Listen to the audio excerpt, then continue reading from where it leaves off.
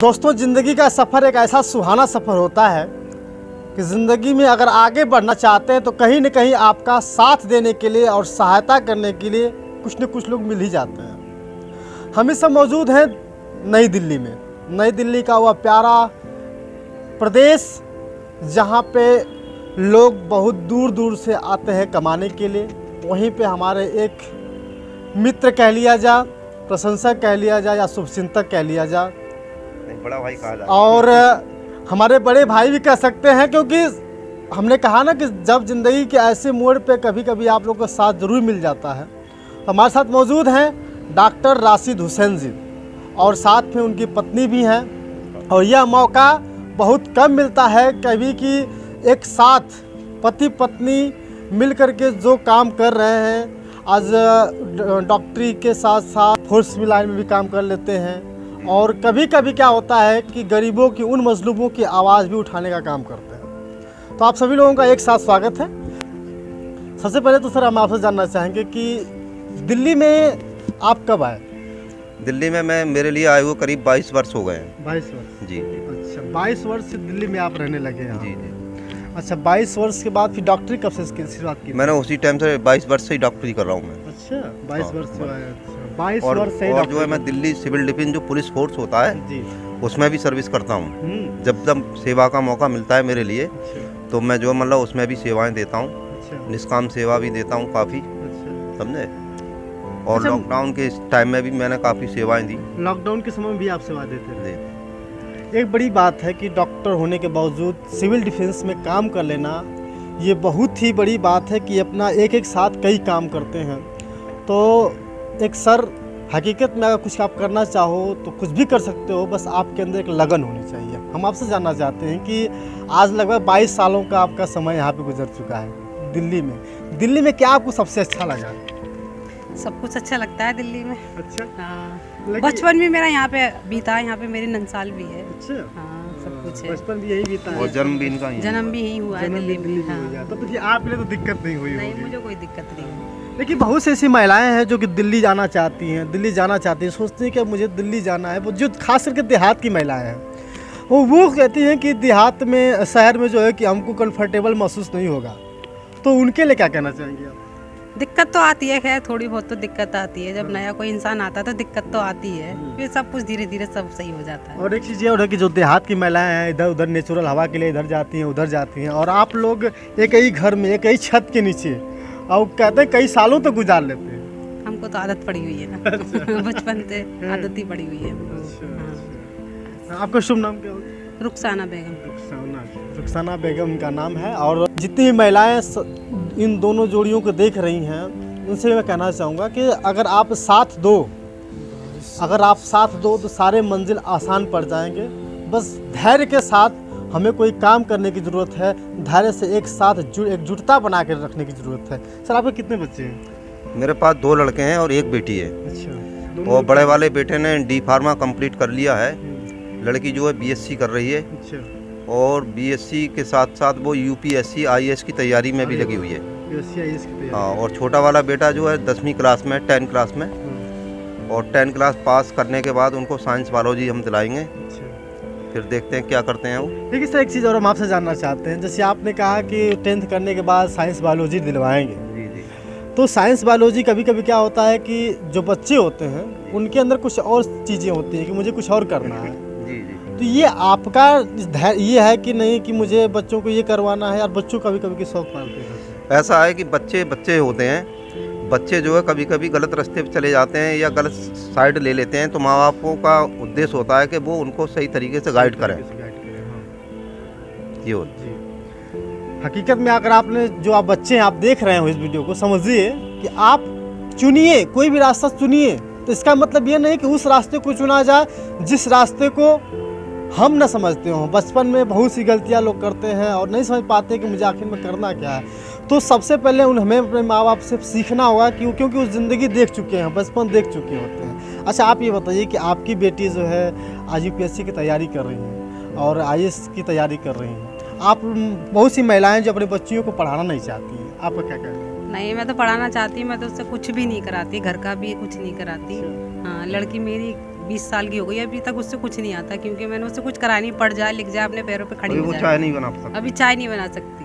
हाँ। जैसे मैम ये बता दें कि जो महिलाएं हैं अपने बच्चियों को सोचती हैं कि नहीं बच्चियां बस पढ़े लिखे, पढ़े भी लिखे नहीं, बस ये सोचते हैं कि उनको ससुराल जाना है और कुछ नहीं करना है इनके लिए। नहीं, ससुराल तो खैर सबको ही जाना होता है, ऐसा नहीं है कि बहुत लड़कियों को पढ़ाना नहीं चाहते हैं लोग। नहीं पढ़ाना चाहिए लड़कियों को, क्योंकि लड़कियों को पढ़ाने से क्या पता उसका घर कैसा मिला कैसा नहीं मिला, पर अपने पैरों पे खड़ी तो हो सकती है, वो अपने आप कमा के खा तो सकती है, इसलिए पढ़ाना चाहिए। जरूरी नहीं है चूल्हा चौका करे, चूल्हा चौका भी करती है, पर यह थोड़ा जो है पढ़ना लिखना भी बहुत ज़रूरी है।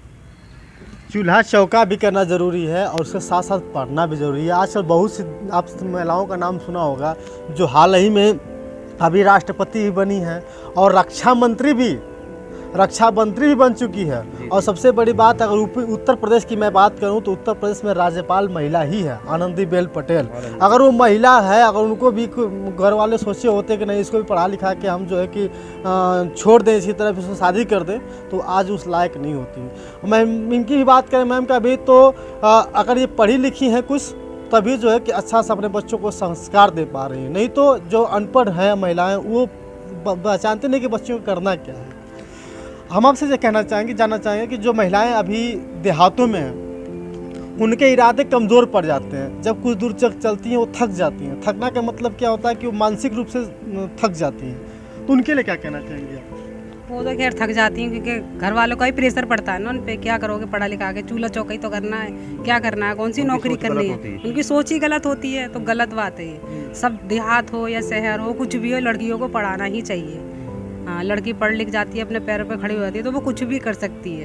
ठीक है, लड़की लड़के में अंतर नहीं, लड़कियों को पढ़ना ही चाहिए। हाँ, लड़कियों को पढ़ना ही चाहिए, लड़की लड़कों में कोई अंतर नहीं करना चाहिए, बाकी लड़कियों को ही ज़्यादा पढ़ाना चाहिए। हाँ, आपने कहा कि लड़कियों को ही ज़्यादा पढ़ाना चाहिए। सर आप ये बताइए, इन्होंने कहा कि लड़कियों को ही पढ़ाना चाहिए, जी। ये सही है कि गलत है? ऐसा है जी, लड़की और लड़के के लिए कोई भी अंतर नहीं रखना चाहिए कि ये बेटी है और ये बेटा है, तो बेटी के लिए मतलब लड़के के लिए ज़्यादा करना है या बेटी के लिए कम करना है। लड़की और बेटे में कोई अंतर नहीं होना चाहिए। और मैंने तो ये सोच रखा है कि जैसे कि मैं जो अपनी बेटी के लिए अपने बेटों से भी बढ़ के मानता हूँ, और जब भी मैं इसकी शादी करूँगा तो अपने पास जितनी प्रॉपर्टी होगी, जो कुछ भी होगा, तो 3 हिस्से में कर दिया जाएगा। उस समय मैं 3 हिस्से में बांट कर दे दूँगा, ये मेरा संकल्प है। लो भैया सोच लो, जितने भी गांव वाले हैं जो अपने बच्चों के बारे में सोचते हैं कि मुझे लड़कों को पढ़ाना है और उन्हीं को आगे बढ़ाना है, तो सोच रखो सर के जैसे, और सर के जैसे सोच रखने वाले ही आगे बढ़ सकते हैं, जो बच्चियों में कभी जो फ़र्क महसूस ना करें। महिला हैं ये भी कह रही हैं कि बच्चियों को पढ़ाना ही चाहिए, क्योंकि अभी 20 वर्ष की बच्ची है, उनको चाय बनाना भी नहीं आता है। मजबूरी इनकी नहीं है, गलती इनकी भी नहीं है, गलती इस बात की है इनकी कि सिर्फ बच्ची को पढ़ाना चाहती हैं और आगे बढ़ना चाहती हैं। एक बात और इन्होंने कहा कि क्या पता उनको कैसा परिवार मिल जाए, और परिवार अगर गलत मिल जाएगा तो कहीं न कहीं दिक्कतों का सामना करना पड़ेगा। सर आपसे हम आखिरी सवाल करना चाहेंगे कि जैसा कि अभी हम बात कर रहे थे कि आप डॉक्टर भी हैं, सिविल डिफेंस में भी काम करते हैं और पत्रकारिता लाइन में कभी कभी जा करके लोगों की आवाज़ उठा लाते हैं। सर ये मैं जानना चाहूँगा कि एक साथ तीनों काम कैसे कर ले और साथ साथ परिवार भी संभालना है, 4 काम ऐसा होता है कि जैसे मान लो मैं क्लिनिक वगैरह भी करता हूँ, जो मेडिकल स्टोर भी है, और जैसे कि पत्रकारिता भी करता हूँ। जब टाइम मिलता है तो लोगों के बीच में जाके मैं मतलब आवाज़ उठाता हूँ। और जो दिल्ली सिविल डिफेंस जो पुलिस फोर्स है, तो उसमें जो सर्विस मैं जो करता हूँ, तो जैसे भी वहाँ से कॉल आती है मेरे लिए निष्काम सेवा के लिए या कोई आपातकालीन सेवा होती है, तो उसमें मैं तुरंत पहुँचता हूँ। अच्छा, और आपको बता दिया है कि सर का एक चैनल था जिस चैनल का नाम है RS भारत न्यूज, और फिलहाल कुछ ही दिनों पहले हैक हो गया, और फिर से नई शुरुआत नई उमंग लेकर आएंगे आप लोगों के बीच। मैं चाहूँगा कि अधिक से अधिक प्यार दीजिएगा, सपोर्ट करिएगा। और सर ने बहुत मेहनत करके अपना डिस्पेंसरी देखते हुए लोगों के बीच जा कर के आवाज़ उठाने लगे। कहते हैं कि आजकल IT सेक्टर का काम जो मामला चल रहा है, लगातार हैक होते रहे चैनल, तो सर का भी चैनल हैक हो गया, मनोबल डाउन हो गया। फिर भी सारा काम करते हुए, सब कुछ देखते हुए आप लोगों के बीच जाएंगे, आपकी आवाज़ें बुलंद करेंगे।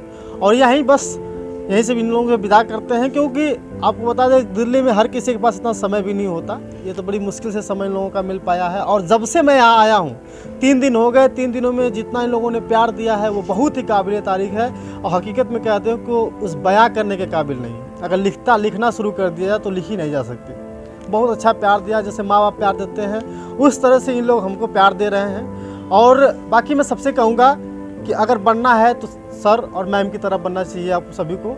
और हम इस समय हैं दिल्ली के उस बॉर्डर पे, इस ऊंचाई पर हैं जो कि 4थे मंजिल पर हम लोग वीडियो कर रहे हैं। पीछे एक अरावली पर्वत दिख रहा होगा आपको, ग्रीन साइड का अरावली पर्वत है और बाएं साइड में कुतुब मीनार है। ऐसे ही करके चारों तरफ जो है कि बहुत कुछ है यहाँ पे। साइड में सिल्क सिटी मॉल है और सिल्क सिटी मॉल भी है आगे, जहाँ पे घटना घटी है, निर्भया कांड हुआ था वहीं पे हुआ था। और बहुत सी चीज़ें हैं। बाकी दोस्तों बस यहीं तक, बहुत बहुत धन्यवाद, शुक्रिया। तो आप देख रहे थे सत्या एक्सप्रेस, मैं हूं सत्यानंद स्वामी, शुक्रिया।